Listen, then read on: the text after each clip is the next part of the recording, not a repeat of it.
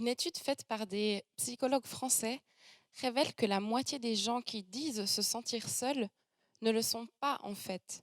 Ce sont des personnes qui sont entourées d'autres personnes et pourtant qui se sentent seules.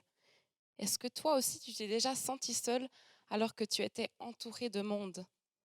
J'ai vécu 3 ans à Genève pour mes études et quand j'ai commencé à être dans cette ville remplie de monde, ça m'est arrivé beaucoup de fois de me sentir pourtant très seule. Le sentiment de solitude en soi n'est pas autant lié au fait d'être réellement seul et isolé. Et quand notre vie traverse un désert, un passage difficile, nous continuons en général de vivre normalement. Nous sommes entourés, on ne se retrouve pas isolés physiquement, mais à l'intérieur de nous, le sentiment de solitude se fait sentir. Parce que personne ne vit ce que toi tu vis dans ton désert. Et combien même la présence de tes proches est importante, elle n'enlèvera pas le fait que tôt ou tard, tu te retrouveras seul face à toi-même, face à tes questions, face à ta souffrance. Pourquoi? C'est quoi la suite pour moi? Et c'est parfois effrayant et difficile à vivre. Mais dans cette solitude, Dieu te rencontre. Et il désire que de ce lieu de solitude qui s'est imposé à toi dans ce temps de désert, tu construises un lieu avec lui dans lequel tu apprennes à aimer la solitude et à ne plus la craindre. Et c'est mon premier point, se retrouver seul face à soi-même. Quand nous traversons le désert, nous nous retrouvons face à nous-mêmes. Mais ça peut s'avérer très difficile, même si ce n'est pas la même chose pour chacun d'entre nous. Certains ont plus de facilité à vivre la solitude.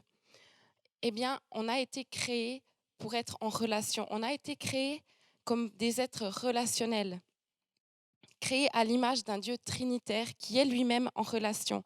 Et en fait, c'est normal de se sentir seul lorsque nous ne sommes plus en relation les uns avec les autres. Est-ce que vous aussi, vous êtes déjà demandé pourquoi les personnes retraitées font leurs courses le samedi alors que les magasins sont bondés? Ça nous énerve parfois, mais pourquoi font-ils ça? En sociologie, on a abordé cette question et en fait, on a mis le doigt sur le fait qu'on a besoin des autres, on a besoin d'un vis-à-vis pour se sentir vivant, pour se sentir exister. Et une personne âgée qui peut aussi être en prise avec la solitude, elle va aimer être entourée. Elle va aimer être dans la foule, ça va lui donner la sensation d'exister. Et c'est pour ça aussi, peut-être, que nos retraités, en fait, font les courses le samedi. Et ce que je veux dire, c'est que c'est normal d'avoir besoin des autres, parce qu'on n'est pas créé pour être solitaire. Mais les autres peuvent aussi être une échappatoire. Et on a tellement eu l'habitude d'être entouré, d'être avec les autres, qu'on ne se supporte pas soi-même, on ne supporte pas ce qu'on est à l'intérieur. On n'a plus l'habitude de se retrouver seul face à soi. Et la société aussi, pas seulement les autres, nous pousse à vivre hors de nous-mêmes. Elle nous propose beaucoup d'informations, beaucoup d'activités, de divertissements et de réseaux sociaux. Et en fait, c'est devenu difficile de se retrouver seul, réellement seul. Et c'est ça qui peut nous effrayer. On n'a plus l'habitude. On a pris l'habitude d'enchaîner nos activités, d'enchaîner nos services, notre travail, d'être entouré. Et c'est devenu un défi de juste être, se retrouver seul, même de s'ennuyer. On n'a plus l'habitude. Et on a laissé à l'abandon ce que nous sommes intérieurement. Le désert vient interrompre le rythme normal de ta vie. Une perte de travail, un rêve qui s'éteint, une maladie peut-être. Le désert ouvre la porte à la solitude. Et cette porte est celle par laquelle Dieu veut te rencontrer, toi tout seul. Et quand tu te retrouves seul dans ce désert, que tu ne peux pas te cacher derrière quelqu'un ou quelque chose, c'est le moment propice que Dieu utilise pour te rejoindre, pour te sonder, pour te consoler et te guérir. Osée 2,14 dit, c'est pourquoi voici, je veux l'attirer et la conduire au désert et je parlerai à son cœur. Et Eric nous a dit il y a 2 semaines que Dieu veut parler à ton cœur et il veut aussi parler de ton cœur. Et c'est mon deuxième point, se retrouver seul face à Dieu. Lorsque nous nous retrouvons face à Dieu, il veut nous parler de notre cœur, de ce qui va et de ce qui ne va pas aussi. Le peuple hébreu, après la sortie d'Égypte, a désiré un veau d'or. Ils ont fait ce veau d'or avec l'or qu'ils avaient ramené d'Égypte, un Dieu devant lequel ils pouvaient se prosterner. Et en fait, ce Dieu, c'est un Dieu à l'égyptienne. Et ça révèle simplement que ce peuple, il avait encore un cœur égyptien. Il avait besoin d'être transformé à l'intérieur. Et c'est pourquoi Dieu les conduit au désert. Il les amène au désert, il les accompagne dans ce désert. Et là, il rétablit la communion avec son peuple au travers de son alliance et au travers de la loi. Il y a un peu plus de 3 ans, je me suis retrouvée célibataire. Ce n'était pas quelque chose que j'avais imaginé vivre. Et au travers de ce passage difficile, j'ai été travailler sur l'importance démesurée que je mettais sur le mariage. C'était devenu une idole. Et j'avais besoin que Dieu reprenne vraiment sa place. Et c'est ce désert qui m'a permis de vivre cela. Alors, une idole, c'est quelque chose qu'on adore, à quoi on donne de l'importance, de telle sorte que notre vie en est influencée, on est guidé. Et en tant qu'humain, on adore tous quelque chose. L'adversaire, lui, il veut venir voler l'adoration qui est due à notre Dieu. Et pour ça, il y a un enjeu sur notre vie, que notre adoration aille à notre Dieu et ne soit pas volée par autre chose. Pour moi, ça pouvait être le mariage.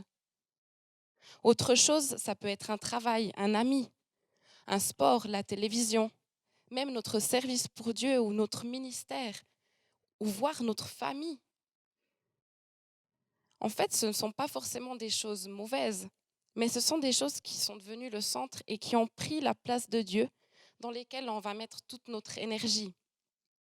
Timothy Keller a dit une fois, pécher, ce n'est pas forcément désirer de mauvaises choses, mais c'est désirer des choses tellement désespérément.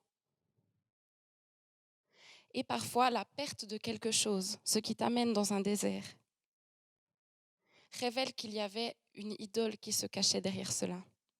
Mais parfois, non.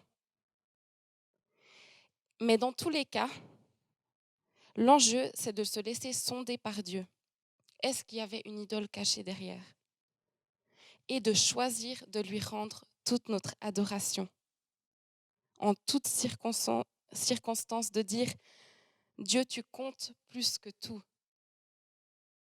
Job, dans la Bible, avait tout perdu, absolument tout. Et il a choisi de bénir Dieu. Personnellement, je suis très impressionnée et même au dépourvu des fois de voir par quel temps d'épreuve on peut passer, moi, les autres, et j'ai pas de mots en fait pour comprendre, mais pourquoi est-ce qu'il y a des temps d'épreuve si difficiles qui viennent interrompre notre vie. Mais au fond, je suis convaincue que dans chaque épreuve, chaque désert, c'est là que nous nous rapprochons de Dieu d'une manière tellement forte, tellement intense. Et ça vaut en fait tout le reste. Alors l'enjeu pour nous, c'est de ne pas cesser de l'adorer. Mon troisième point, c'est faire confiance dans le silence.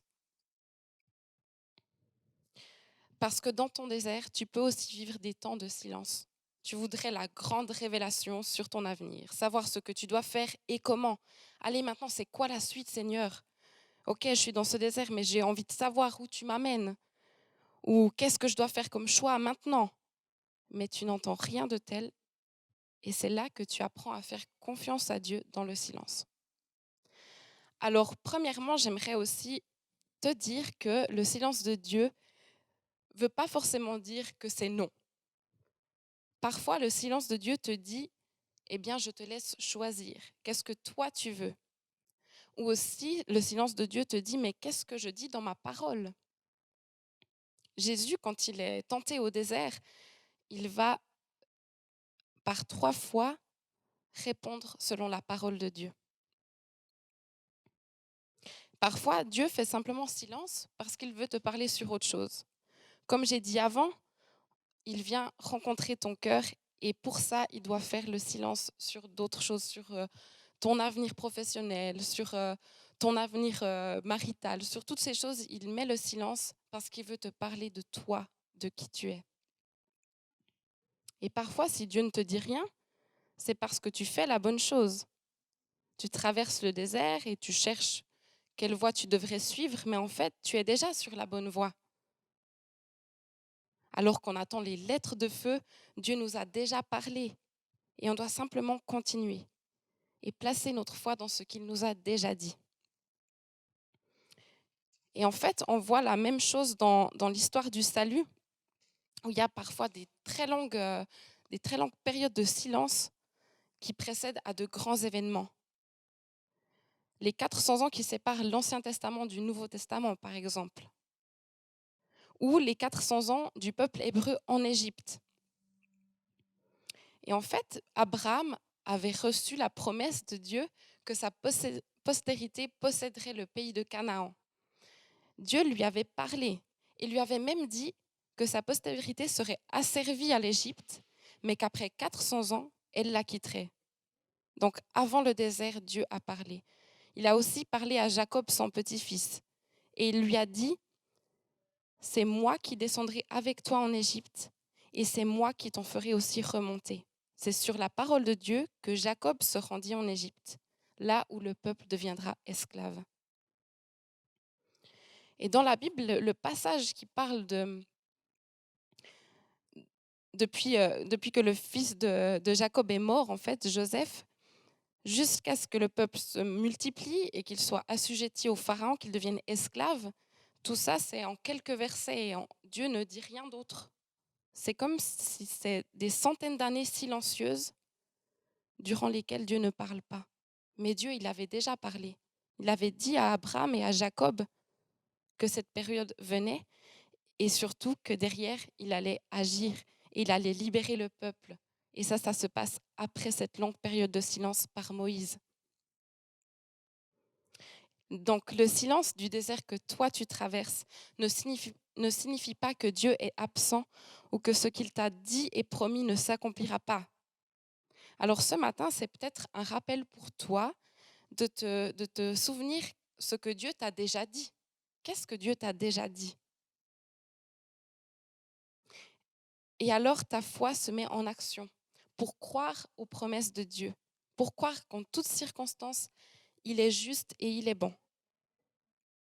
Si Dieu t'a parlé clairement sur un projet, sur un rêve, et que le silence règne sur ce sujet maintenant, eh bien ce temps de silence est une préparation à quelque chose de nouveau. Tout comme la Bible nous montre qu'une période de silence prépare un changement, un événement majeur dans l'histoire, le silence de ton désert te prépare pour des temps nouveaux et te donne une nouvelle envergure. Es-tu prêt à faire confiance à Dieu, même si tout en ce moment va à l'encontre de ce qu'il t'a dit? Lui faire confiance, c'est aussi être prêt à le lui abandonner. Être prêt à dire que ce qui compte plus que tout, c'est Dieu. Et rien de ce que lui t'a dit ou t'a promis.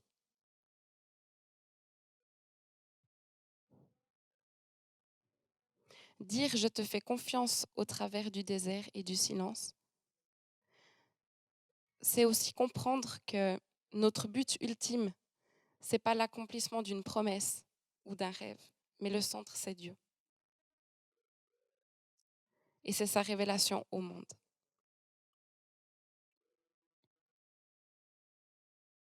Mon quatrième point, c'est déceler et sortir d'une solitude déformée.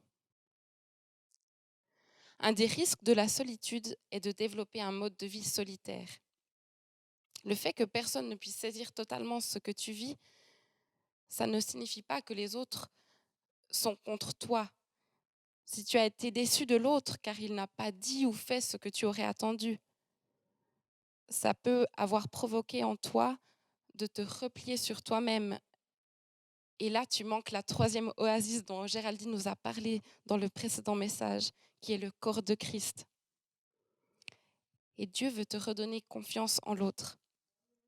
Il veut premièrement que tu sois assez confiant en lui pour être capable d'entendre ce que ton frère ou ta sœur te dit. Et on dit souvent qu'il est important d'avoir des personnes de confiance autour de nous qui ont le droit de parler sur notre vie, mais pas tout le monde, pas n'importe qui. Et ce lieu de solitude, c'est un lieu où Dieu te partage son amour et sa grâce, de sorte que tu ne deviennes pas craintif de l'autre, mais assez confiant en ta relation avec Dieu pour laisser l'autre te reprendre, t'aider et t'aimer. Et si c'est ton cas ce matin, si tu as été déçu par un prochain, par quelqu'un qui n'a pas agi ou parlé de la meilleure des manières dans ces temps difficiles que tu traverses, bien je prie que tu puisses saisir l'occasion de libérer ton pardon et d'accueillir cette grâce qui te libère de la crainte de l'autre. Une autre déformation de la solitude, c'est de devenir omnubilé par nos propres besoins. C'est comme faire un séjour prolongé dans le désert. Alors le désert, il te recentre sur toi et sur Dieu, mais si tu restes là-dedans, ben c'est comme si tout va continuellement tourner autour de toi. Dans ta vie spirituelle, c'est que tu vas prier que pour tes propres besoins, que pour toi. Et par exemple, si tu es dans ce cas et que tu veux trouver le moyen de sortir de ce cycle perpétuel, tu pourrais commencer par prier pour d'autres personnes, pour d'autres sujets. Prendre le temps de noter des sujets de prière différents que les tiens et de prier pour cela. Et je crois que ça va t'aider à te décentrer de toi. Personnellement, quand j'ai commencé de l'intercession, le fait de prier pour d'autres sujets que les miens, ça a été libérateur. Ça m'a permis de saisir que le projet de Dieu, mais il est infiniment au-delà de ma propre personne. Il dépasse ma vie. Et quand tu te décentres de toi, tu vis aussi mieux la solitude parce que tu n'es pas tout le temps le nez dedans. Et dans nos relations aussi, on peut s'être isolé parce que c'est devenu trop difficile pour nous d'être avec les autres. C'est un peu un cercle vicieux aussi. On se sent seul, personne ne nous comprend, ou on a peur d'être un poids. Alors on reste seul car c'est plus simple et du coup, on se sent toujours seul. Et ça demande du courage de sortir de cette zone de confort dans laquelle on s'est installé. Mais si tu te reconnais un peu là-dedans, bah, je veux t'encourager à faire aussi un pas, à choisir de saisir l'opportunité de renouer la relation avec l'autre. Ça peut être de dire oui à une invitation alors que tu as pris l'habitude de dire non, ou même toi-même de proposer à un ami de se voir, de prier, de t'intéresser à l'autre, d'aller vers l'autre, d'aller vers de nouvelles personnes. En fait, initier le mouvement inverse de ce cercle. Et alors que tu cherches à donner plus qu'à recevoir, je crois vraiment que tu sors de cette solitude déformée dont tu es le centre.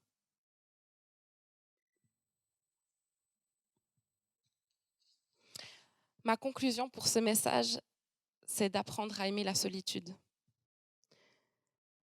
Jésus se retirait dans les lieux déserts pour prier. On connaît bien ce passage. En fait, il avait su rechercher et chérir la solitude pour rencontrer son Père. Et alors que le désert nous impose une solitude qui est dure parfois à vivre au départ, ce que nous allons vivre dans la proximité avec Dieu dans ces moments, se laisser reprendre, transformer, guérir et aimer, va faire grandir notre foi et nos racines. Et ce lieu de rencontre, c'est comme un lieu que Dieu veut nous apprendre à chérir.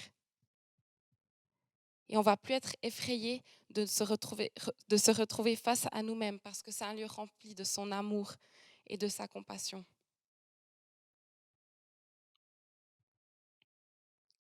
Alors si tu traverses le désert ce matin, si tu traverses le désert dans ta vie, Dieu te rejoint dans la solitude. Et il veut t'aider à te retrouver seul face à toi et face à lui pour que tu puisses entendre ce qu'il veut dire à ton cœur. Il veut tellement te parler.